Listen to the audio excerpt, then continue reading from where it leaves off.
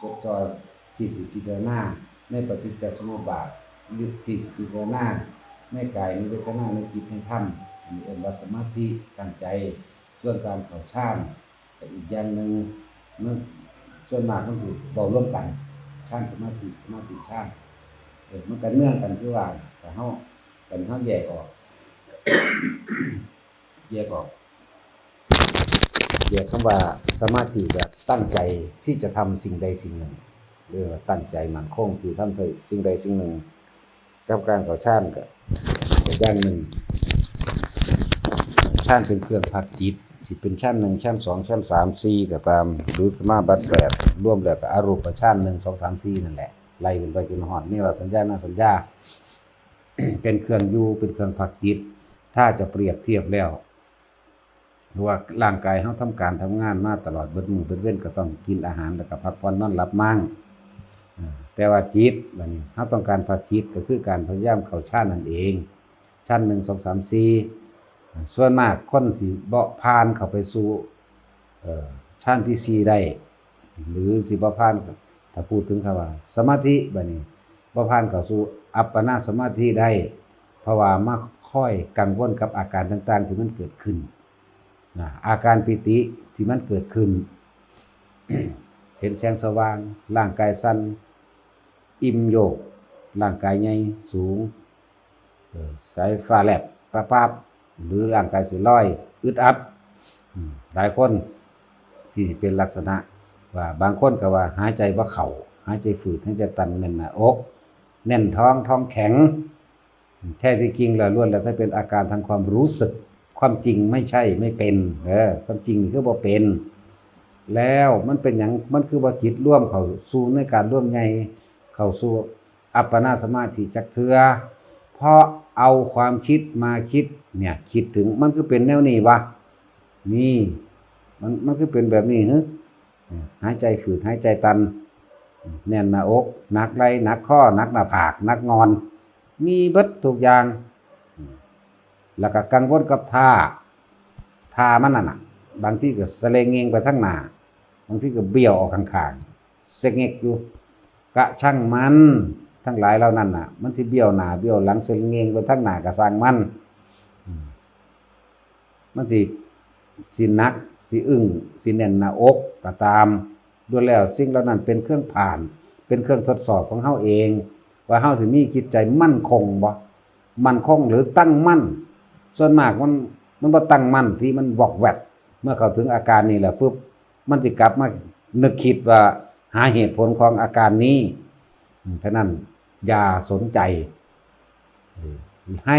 อยู่ที่ลมหายใจอย่างเดียวอยู่ที่ลมหายใจจับลมหายได้มันสิเกิดยังขึ้นให้เพียงแค่รู้สึกทางกายอย่าเอาใจเข้าไปมีความกังวลนั่นเลยเอิ้นว่านิวรณ์อาการปิติก็เป็นเครื่องยืนยันอย่างหนึ่งว่าเป็นผู้อยู่ในฌาน1 2 3แล้วก็มีอาการคำว่า3ฌานถ้า1ฌาน2ฌานที่3สิมีอีหยังมากๆไม่แบบนี้แหละมันกำลังสิระหว่าง2ไปหา3กำลังสิคาบเกี่ยวกันสิมีอาการแบบนี้อาการปิติมันเกิดขึ้นมากมายบางหลายคนก็ที่ฟังมานี่ตัวแข็งเนื้อเต้นจังซี่เป็นเครื่องทดสอบเป็นเครื่องผ่านว่าเฮาสิมีจิตใจที่แน่วแน่และมั่นคงในการที่สิทำสมาธิในจุดนี้บ่เฮาตั้งใจว่าเฮาสิจับลมหายใจเข้าออกก็ขอให้อยู่เฉพาะลมเข้าออกบ่ต้องไปกังวลกับมันในเมื่อมันบ่ตายหรอกบ่มีตายที่มันเป็นหายใจฝืดใจตันที่มันหนักแน่นหน้าอกท้องแข็งหลังแข็งนี่ว่าบ่ว่าท้องแข็งหลังแข็งหรือว่ากังวลกับท่าถ้าคำว่ากังวลกับท่าแสดงว่าความคิดนั่นมันบ่แน่วแน่มันบ่มั่นคงแล้วมันออกมาคิดอยู่หน้าเรือนกูคือเป็นเอียงๆวะคือเป็นคือใจสิขาดวะกลับมาหายใจใหม่เอ้ากูคือบ่ภาวนาวะกูคือบ่บริกรรมวะเนี่ยส่วนมากสิเป็นลักษณะนี้มากที่สุดก็เป็นธรรมดาเป็นเครื่องผ่านมันเป็นธรรมดาของคนบ่ทันได้ชินแต่ชินแล้วเฮาสิรู้ของมันดอกทำให้มากทำให้บ่อย มื่อเฮาชินกับอาการต่างๆที่มันเกิดขึ้นแล้วมันก็ปล่อยของมันเองส่วนมากที่มันบ่สงบก็เพราะว่าเอาความคิดมาหาคำตอบแล้วก็เกิดความย้านก็มีย้านว่ามันเป็นนั่นย้านว่ามันเป็นนี่อันนี้ได้รับคำถามมากที่สุดบ่ผู้หนึงก็ถามอันนึงนั่นแหละจริงๆก็ตอบมาตลอดอยู่แล้วแนวมื้อนี้ตอบมาตลอดอย่าสนใจมันสิเกิดอาการนั้นขึ้นก็สร้างให้อยู่ในลมหายใจอย่างเดียวนี่ลมเข้าพูดลมออกโทอย่างเดียวอย่าเอาความคิดมาวิจัยวิจารณ์ในอาการต่างๆที่มันเกิดขึ้นคำว่าต่างๆนี่ไปบ่เข้าใจอีกละคำว่าต่างๆนี่ต่างๆก็คือโยกหน้าโยกหลังโยกซ้ายโยกขวาหมุนร่างกายพองขึ้นเต็มห้องสูงยืดขึ้นทะลุหลังคาไปมีความรู้สึกว่าลอยก็มีมันเป็นแค่ความรู้สึกขอให้มันรู้สึกเฉพาะกายเถอะอย่าเอาใจคืออย่าเอาความคิดออกไปเพียงหน้ามันเถอะแสงสว่างพัวมือตาเบิ่งโลกนะไปจังซั่นแหละหลายอย่างที่มันเป็นแล้วก็บ่ต้องไปกังวลกับทามันสิเอียงซ้ายก็มันเอียงบ่โลดมันสิหมูบลงเลยก็ช่างมันถ้าเฮาบ่เอาทาเฮาสิเอาใจเฮาสิเอาจิตร่วมเอาตัวนี้ฉะนั้นคลายความสงสัยออกจังซี่มันบ่ตายถ้ามันเป็นมายามใดสิไปกังวลแต่เรื่องสิตายกังวลแต่หายใจฝืดใจตันยามใดมันสิร่วมเข้าสู่อัปปนาสมาธิได้ยามใดมันสิเข้าสู่ชั้น4ได้จักเทื่อปล่อยไปเลยความรู้สึกทางกายก็รู้ให้รู้ซื่อๆรู้ความรู้สึกทางกายนี่มันเป็นความรู้สึกน่ะแต่ว่าอย่าเอาจิตอย่าเอาความคิดไม่คิดว่ามันคือเป็นจังซี่หายใจฝืดนักแท้แน่นแท้นั่นนี่มันออกแล้วออกจากสมาธิแล้วใจบ่ตั้งมั่นบ่มั่นคงในอารมณ์เดียวแล้วบ่เป็นเอกคตารมณ์บ่เป็นอารมณ์เดียวนั่นแหละบ่เป็นความรู้สึกนึกคิดเดียวนั่นแหละเอาขนาดนี้แหละอธิบายก็ดีเป็นภาษาไทยเฮาบ่เป็นความรู้สึกนึกคิดเดียวมันไปกังวลกับความรู้สึกอื่นนะเลยจังว่าเฮ็ดดูแล้วก็พยายามจะสนใจกับมันกับอาการต่างๆที่มันเกิดขึ้นถ้ามันลอยโลดมันบ่กล้าลอยขึ้นไปฮอดที่ฟ้าดอกแต่ส่วนมากมันนั่งอยู่ในเฮือนมันบ่เป็นตาย้านจักนิดภาษาจังซั่นบ่คือผู้เพิ่นนั่งอยู่กลางแจ้งมั่งใต้ร่มไม้มั่งในถ้ำมั่งโอ้ยอันนั้นทั้งเป็นตาย้านเบิดทุกอย่างด้วยอันตรายรอบด้านเขาเจ้ายังโสตายเฮาก็คือกันเฮาเฮ็ดอยู่เฮือนซื่อๆบ่เป็นตาย้านจักนิดอยู่กลางบ้านกลางเมือง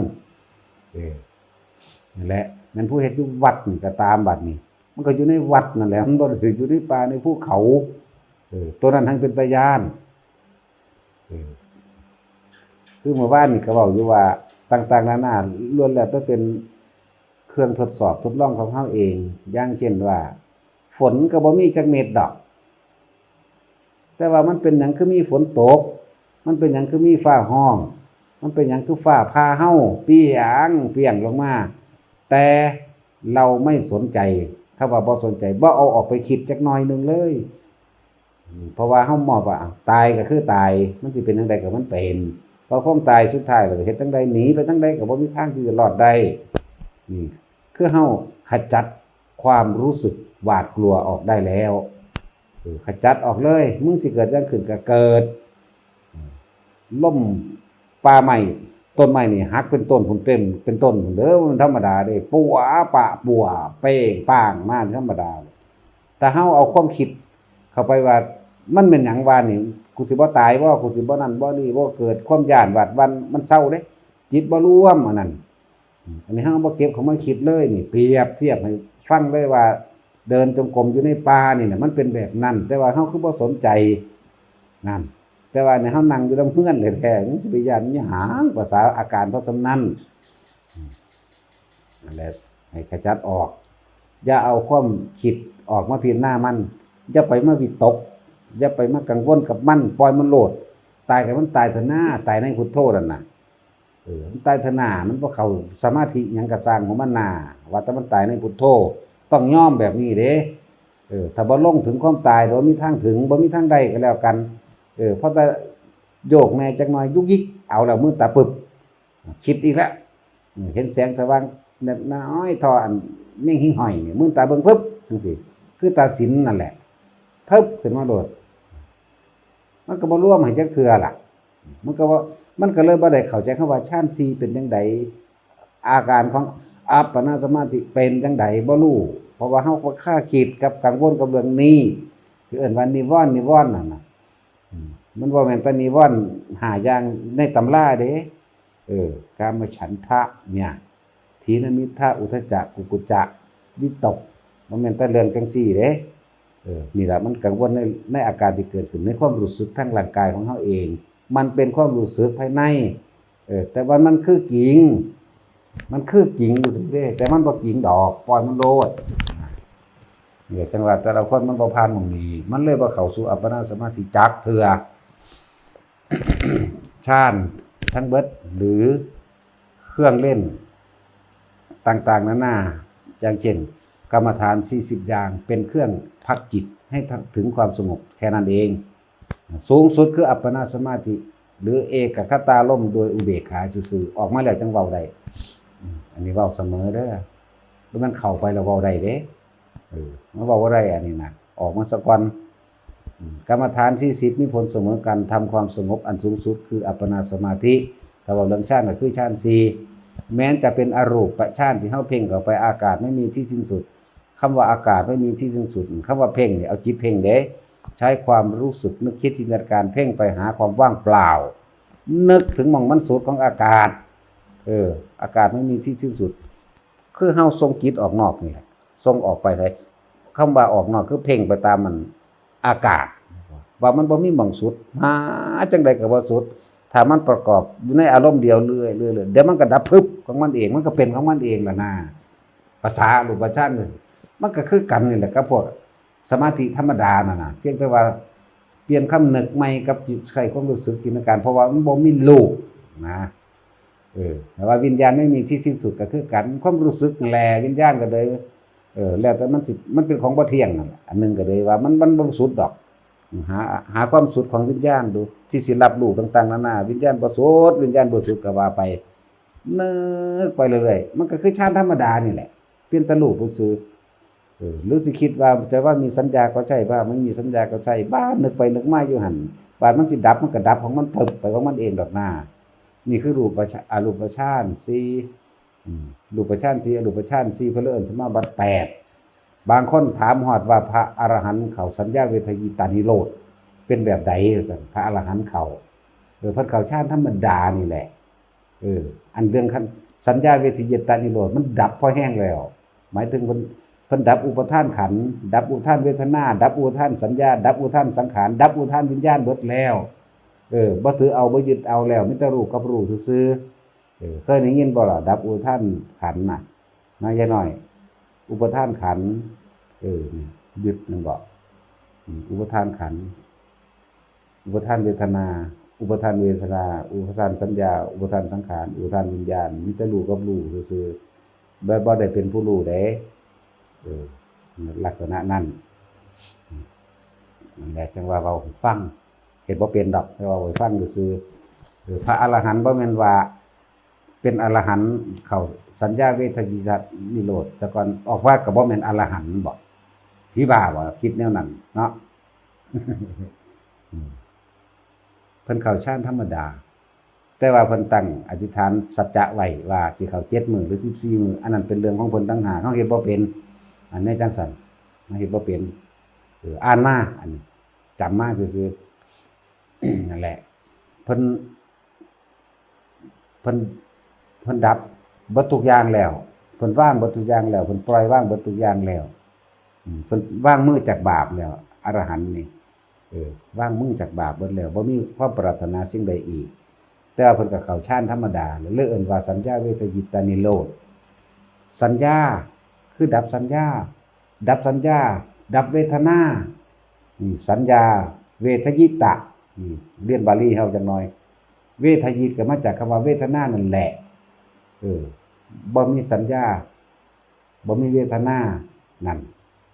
ถึงมองหันแล้วบ่มีหยังเรียกบ่เป็นอันนั้นมันบ่มีหยังบ่จักว่าจักมันมีหยังอยู่ในหันเข้าใจว่าจังได๋คุณเรียกว่าสัญญาเวทยิตานิโรธดับความรู้สึกในความจำได้ทุกอย่างบ่มีหยังเลยในหันบ่มี มันมีหยังเท่านั้นแหละแต่ว่าเพิ่นเป็นอรหันต์เรียกว่าสัญญาเวทยิตานิโรธหรือที่เขาเจ้าสำเร็จรูปฌาน4อรูปฌาน4เริ่มมาจาก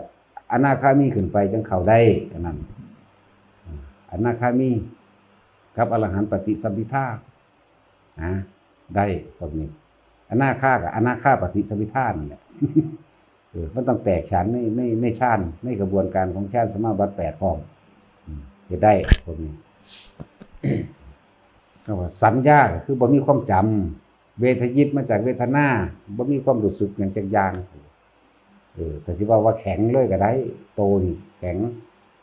อันนี้ผู้เป็นไปตอนนั้นมันบุกเมื่อดอกจังว่ามันดับสัญญาเวทนาแล้วแต่ว่ามันดับมันขาดออกจากความรู้สึกเรียกว่าสัญญาเวทยิตะนิโรธมันนิโรธเพราะแห้งแล้วมันดับแล้วเข้าใจว่าออกมาบ่เป็นอรหันต์ติเข้าไปจังเป็นติว่าแมนได้กับผู้คนบรรลุในปฏิสัมภิทาหรือแตกฉานในหรือเป็นผู้มีความคล่องแคล่วใน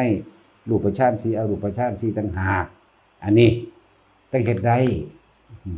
บ่ว่ามันโดยเหตุข้างนอกมันเข้าโดยลำดับเข้ารูปฌานก่อนในภายในก็จังสู่อรูปฌานเรียงลำดับไปของอากาสานัญจายตนะไล่เขาจนเนวสัญญาณสัญญาเลยไล่กลับไปกลับมาสักก่อนจะพักหนึ่งจึงเข้าไปดับสัญญาเวทนาซื่อๆนี่แหละธรรมดาแต่ฌานธรรมดานั่นแหละมันมีหยังล่ะออกมาแล้วจังสินิโรธมันบ่แม่นเด้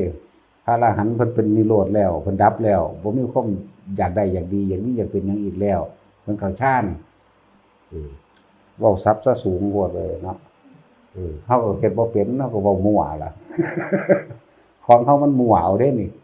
ฟังดีๆเด้มั่วเด้อย่าคิดว่าเป็นเด้บ่ได้เป็นหยังเด้นี่มั่วนั่นแหละตอบคำถามตราบใดที่เฮาบ่ทันได้ถึงจุดนั้นหมายถึงอรหันต์น่ะเฮาบ่ทันได้อาจสามารถดับหรือหยุดความคิดได้ปุ๊บนี่เฮาบ่เข้าใจดอกตัวนี้คำว่าสัญญาเวทยิตะนี่เฮาบ่ได้เข้าใจแน่นอนเลยสุขวิปัสสกะก็บ่เข้าใจอภิญญา6ก็ยังบ่เข้าใจนะต้องปฏิสัมภิทาแล้วก็เป็นผู้แตกฉานในสมาบัติ8จังสิเข้าใจคำว่าเข้าใจบ่แม่นเป็นท่องจำมาเด้ฟังดีๆเด้ไผก็ดีเข้าใจโดยการท่องบอกเหตุผลได้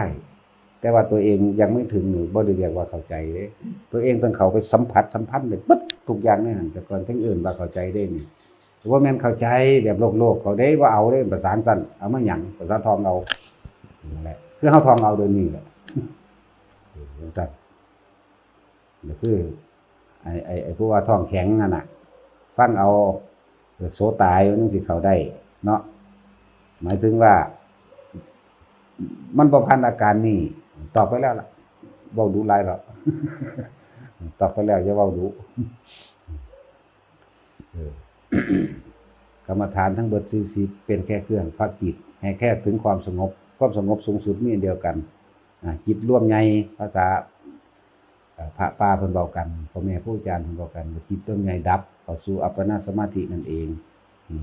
เป็นแค่เครื่องพักจิตมันสิสูงสุดอยู่แค่นี้เองเป็นธรรมดาคือเฮาทำงานนั่นแหละก็ต้องมีการกินข้าวแล้วก็นอนหลับพักผ่อนมั่งแต่ส่วนเรื่องปัญญานี่คือการทำความรู้แจ้งเห็นจริงต้องรอบรู้วัตถุอันทุกอย่างหรือผู้สิตั้งใจบัดนี้เอาแบบสุขวิปัสสกะหรือผู้สิตั้งใจใส่ปัญญาคือการพิจารณาให้มากพิจารณาใคร่ครวญอยู่ในเรื่องของกายเนี่ยพิจารณาเรื่องของกายตั้งแต่ไล่อาการ32 42แล้วก็ไล่เป็นธาตุหรือจะวิ่งเข้าไปสู่สกุลกายทั้งหลาย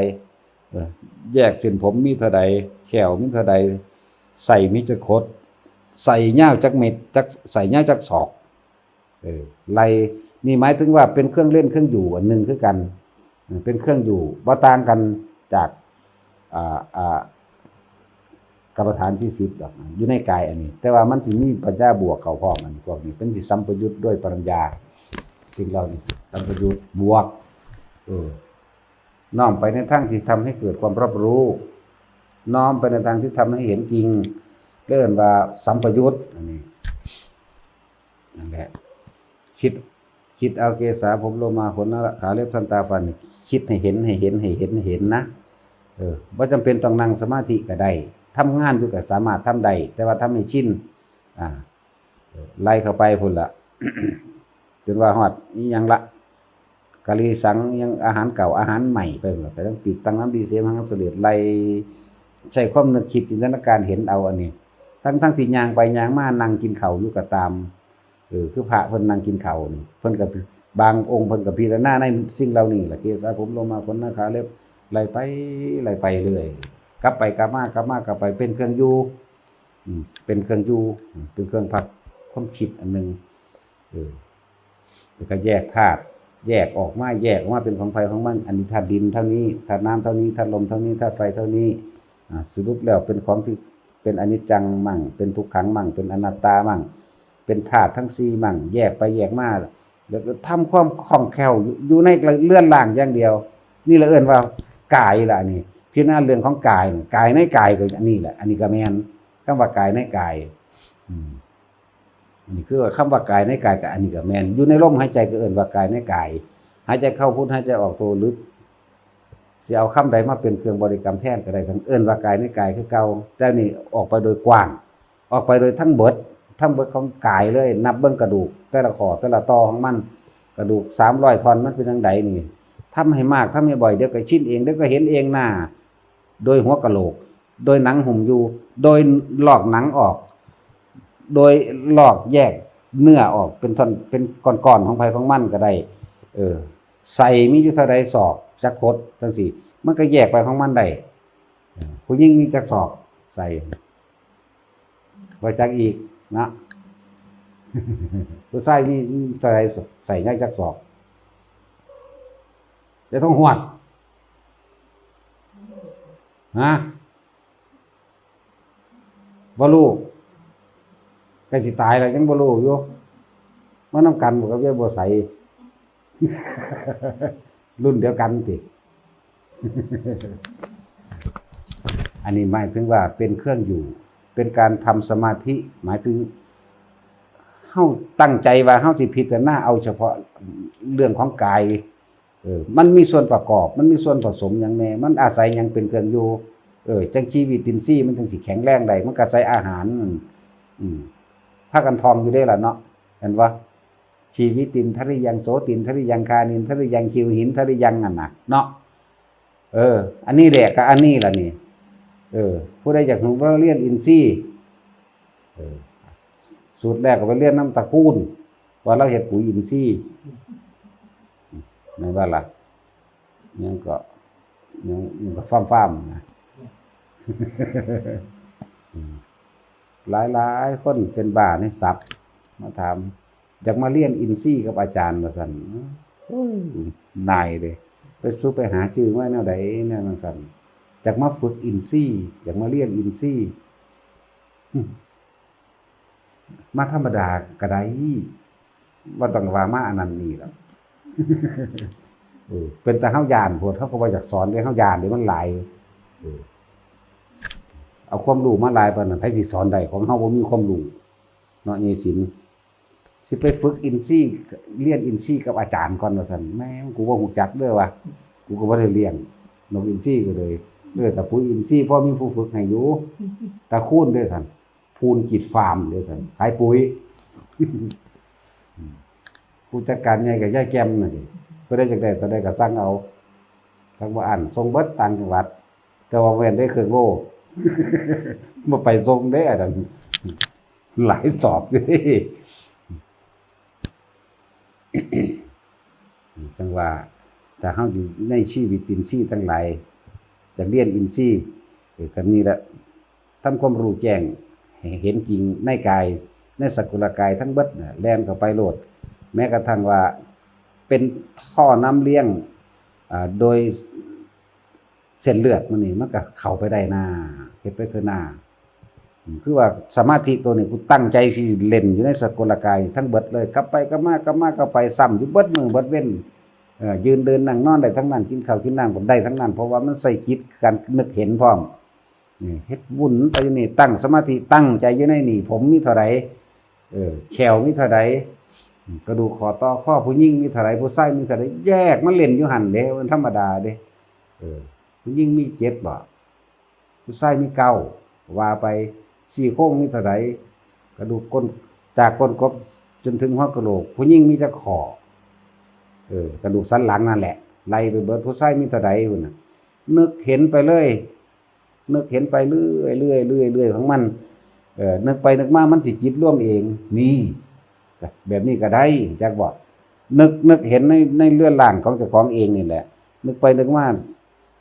มันถึงจุดร่วมมันร่วมเด้มันเพิบเข้าไปเลยมันเพิบมันแหละมันเว้ายากว่าเว้าแต่เพิบโลดจักสิเรียงลำดับว่าจังไดมันชุลมุนเนี่ยมันจักมันสิเข้าตอนใดแต่มันชุลมุนบางที่ไหลอยู่ในใส่คดใส่เท่านั้นใส่ของผู้ชายนี่มันมีความยาวต้องเบิด32ศอกผู้หญิง28ศอกจังซี่เท่ากับแล่นไปในนี่ในกองในใส่นั่นแหละอาหารใหม่เป็นแบบใดอาหารเก่าเป็นใดอาหารใหม่อยู่ในปากนี่จักว่าล่ะกะหรี่สัง อาหารเก่ามันยังน่ะขี้และอาหารเก่าจักว่าจังซั่นแหละมันก็มีเบิดนั่นแหละเลนมันอยู่ทางนี้แล้วก็มีน้ำมูดไหลออกจากทวารทั้ง9มีหยังขี้หูขี้ตานั่งขี้หูขี้ตาขี้มูกขี้หยังก็ไหลไปเล่นอยู่ในสกลกายตั้งสมาธิว่าจิตตั้งมั่นแน่วแน่มั่นคงในการชีวิตนานเฉพาะเรือนร่างกายเอาอยู่จังสั่นซับไปซับมาจนว่ามันเกิดแยกธาตุแยกหยังออกไปในสุดท้ายแล้วมันก็เสื่อมแล้วก็สลายแล้วก็ตายไปบ่มีสิ่งใดที่ยั่งยืนสักอันเลยมันล่ามออกข้างนอกได้ขอได้ข้างในคือเจ้าของสะก่อนเถอะนะไล่ไปเนี่ยวันนี้กันหลังจากตัวนี้เบิดแล้วมันถิ่มมันว่างมันคล้ายกายเลยแล้วคือตายแน่นอนบ่เป็นของเฮาแน่บ่เป็นไปตามอำนาจความคิดจังให้เป็นเลยเกิดขึ้นตั้งดับตายเสื่อมสลายทั้งเบิดในโลกจังไหลเข้าสู่เวทนาบัดนี้มันก็มีแต่อุปทานขันธ์เวทนาไหลมาจากขันธ์นั่นแหละซะก่อนทั้งหลายมันคือมีความรู้สึกลักษณะนี้ก็เพราะว่าอาศัยความเชื่อมของมันในกายนี่เองความรู้สึกต่างๆเกิดจากกายนี่แหละเป็นเครื่องสัมพันธ์จังมีความรู้สึกสุขมั่งทุกข์มั่งเพราะว่าเฮาเข้าไปยึดเป็นอุปทานมั่นนั่นว่าเป็นอุปทานเด้ทุกข์เป็นหยังคือทุกข์เพราะว่ามันบ่ได้ดังใจบ่ถูกใจสุขเป็นหยังภาวะมันยังถูกใจหยังในรูปในรสในกลิ่นในเสียงอันอาศัยร่างกายอันนี้เลยนี่คิดร่วมแต่อยู่ในนี่มันก็ได้นะพวกอันบ่ต้องไปเอาทับสูงดอกนี่คิดเล่นอยู่ในร่างกายเจ้าของเองนี่มันนั่งเป็นหน้าเวทนามันก็มาจากความยึดมั่นในกายซะก่อนนั่นแหละว่าเด็กต้องแยกออกที่อันนี้เป็นกายอันนี้เป็นเวทนากับ3เวทนาอันเกิดขึ้นจากกายนี่แหละเมียนอีหยังสิเฮ็ดเฮาเห็นผู้หญิงคือมักโลดเห็นผู้ชายคือมักโลดมันเกิดจากหยังว่ามันมาจากไสว่ามาจากเวทนานั่นแหละบัดนี้มันจะเข้าไปสิงสู่อยู่ในจิตของเฮาเอิ้นว่าผัสสะเนี่ยความรับอย่างหนึ่งคือการสุดยอดคือการดับผัสสะมันดับแบบไหนดับความคิดดับผัสสะนั่นตาเห็นบ่คิดได้บ่ดับแบบนั้นตาเห็นเอิ้นว่าสัมผัสอย่าให้มันน้อมเข้ามาสู่ผัสสะคือเกิดอารมณ์นั่นเองเคยยินจะบอกเจ้าของเว้าอยู่เข้าใจคำเว้าเจ้าของบ่โอ้ยเกิดกูมีผัสสะกับอันพวกนั้นก็ว่าเด้แต่ของยังแปลผัสสะบ่ออกเนาะแต่มันแปลวังใดแท้เกิดกูมีผัสสะนะผัสสะความรู้สึกพอใจและบ่พอใจนั่นเองเรียกว่าผัสสะก่อนที่จะเกิดผัสสะดับความคิด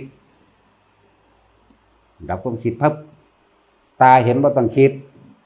หูได้ยินเขาด่าบ่ต้องคิดบ่ได้แล้วเนาะป่าตีปากแมงล้นแล้วเนาะ ดับผัสสะนี่แหละความลับสุดยอดเพิ่นว่ามันบ่สุดยอดมันเอาหม้องใดดับก็ได้ดับหม้องใดก็ได้ทั้งเบิดในห่วงโซ่12อย่างนี่ปฏิจจสมุปบาทนี่12อันนี่นั่นแหละแต่ว่าก็บ่ผิดดอกที่เพิ่นเว้าก็ดีสำหรับสุดยอดคือการดับผัสสะให้ได้ก่อนผัสสะสิเกิดอย่าคิดปรุงแต่งได้ไหมดับความคิดหรือหยุดความคิดย้ายมันคิดถ้ามันคิดแล้วมันก็คิดไปเมื่อคิดไปแล้วจะมีความพอใจและบ่พอใจ2อย่างนี่แหละเพิ่นเรียกว่าให้ดับผัสสะถ้ามันดับผัสสะแล้วมันจะเอาเวทนามาจากไสล่ะเนาะ นั่นแล้วก็จังซั่นแล้วสิมีความรู้สึกพอใจแล้วบ่พอใจมาสักไสก็มันดับมื้อนี้ที่จริงมันก่อนเดียวกันเด้ออย่าสับสนตั้งแต่อวิชชาจนฮอดชาติชรามรณะเป็นของเกิดพร้อมกันเบิดนี่คือกลไกเป็นความซ่อนเร้นที่เฮาบ่เข้าใจมันเพิ่นแยกโดยความละเอียดฟังอวิชชาปัจจัยสังขารสังขารปัจจัยวิญญาณังนี่อวิชชาเป็นปัจจัยเกิดสังขารสังขารเป็นปัจจัยเกิดวิญญาณวิญญาณเป็นปัจจัยเกิดนามรูปนี่นามรูปเป็นปัจจัยเกิดอายตนะอายตนะเป็นปัจจัยเกิดผัสสะนั่นอายตนะเป็นปัจจัยให้มันเกิดผัสสะตาเห็นบ่ต้องคิดได้บ่มันก็เลยดับผัสสะเห็นว่าล่ะผัสสะเป็นปัจจัยบังเกิดเวทนาเนาะเวทนาเป็นปัจจัยบังเกิดตัณหาเป็นปัจจัยเกิดอุปทานเป็นปัจจัยเกิดชาติชรามรณะไล่ไปชาติชรามรณะมันเป็นอย่างจังมีชาติชรามรณะเพราะว่ามันมีอวิชชาเนาะเพราะความไม่รู้จึงมีชาติชรามรณะเพราะความไม่รู้จึงมีโศกกับปริเทวทุกขะเพราะว่าความบ่รู้เด้เฮาจึงโศกเศร้าอาลัยอาวรณ์ในความโลภความโกรธความหลงนั่นแหละไล่กลับขึ้นมาดูบัดนี้เอาอวิชชาไล่กลับขึ้นมาดูชาติชรามรณะล่ะเอาอวิชชาไปกบชาติชราก่อนที่เกิดชาติมีหยังพบเป็นบ่นั่นแหละเพราะว่ามันไปสร้างภพสร้างชาติไว้แล้วเพราะความไม่รู้อันอวิชชาที่ปกคลุมอยู่คือโลภคือโกรธคือหลงนั่นเองนั่นไล่ขึ้นมาบัดนี้อวิชชาไล่ขึ้นมาไล่ไปหน้าไล่ไปหลังเอาอวิชชากบทั้งเบิดเอาอวิชชาไล่ย่อลงมาจัง4สกรเพราะอวิชชาเป็นปัจจัยจึงมีสังขารเพราะอวิชชาจึงมีปัจจัยมีวิญญาณเพราะอวิชชาเป็นปัจจัยจึงมีอย่างนามรูปเพราะอวิชชาเป็นปัจจัยจึงมีอายตนะเพราะอวิชชาปัจจัยจึงมีผัสสะเพราะอวิชชาเป็นปัจจัยจึงมีเพราะอวิชชาเป็นปัจจัยจึงมีเพราะอวิชชาไปเป็นปัจจัยจึงมีเพราะอวิชชาเป็นปัจจัยจึงมีภพเพราะมีอวิชชาเป็นปัจจัยจึงมีสังนั่นแหละชาติจึงมีชรามรณะเนี่ยไล่อันนี้ไล่หน้าเข้าใจว่าอันนี้ปฏิโลมอนุโลมละไล่ย้อนหลังบัดไล่ย้อนหลังเอาอวิชชากบย้อนหลังเอาอวิชชาคุ้มหัวตลอดเลยย้อนหลังขึ้นไปบัดนี้กลับไปกลับมากลับไปเดี๋ยวมันก็แตกฉานเองหรอกเป็นเครื่องอยู่เป็นเครื่องอยู่ยังอยู่ของใจเฮานั่นกว่าสิดับความคิดได้มันแม่นธรรมดามันแม่นใครเว้าเอาเด้เฮาเฮ็ดมาเนี่ยมันพอแห้งแล้วกว่าสิเข้าใจถึงคำว่าดับความคิดได้หยุดความคิดได้เล่นกับอวิชชาปยาสังขาราหรืออวิชชาชารามรณะก็เล่นมาพอแห้งแล้วอวิชชาเป็นปัจจัยมาเกิดชาติชรามรณะนี่เล่นกลับไปกลับมากลับไปถ้าสิพูดถึงแล้วมันคือ120เนยยะนี่ของเบิดจนว่าโอ้กูเมื่อยเลยแล้วก็เลยย้อนถิ่มมันนะจื้อหยังก็บ่ได้แล้วนี่จักว่าล่ะไปพ่อเมื่อสาธุ ตั้งใจฟังไหลเมื่อเลยนะ